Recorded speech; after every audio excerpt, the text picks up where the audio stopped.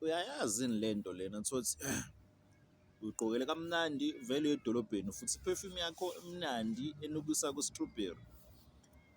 Wagqoka ishethi lakhe elimhlophe, ujini wakho omhlophe, impontshi emnyama noma e-brown, yabo? Usugqoke ne-under yakho le yokuhamba, yizo leyo nto leyo.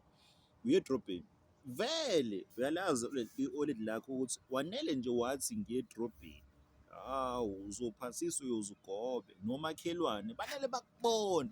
Isango lakini vele liyakhala leli liyakhala vele isango. Kumele kukhala isango ebese qhamukile u-anti lo wakwamakhelwane. Hayibo, ebhoyo uyaphi?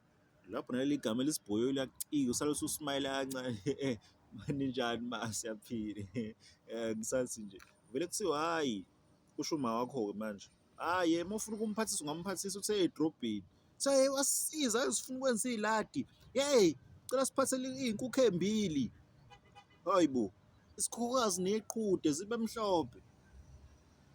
Lapho uyabona ukuthi yabo uma ngithi kuzobe ngathi manje ngiyagoloza kanti i-special occasion kumina ukuthi okay ngiyokwenza ukuthi ethawini ngiyabuya yabo, ngiyokwenza nje izinto ey'ncane ey'light.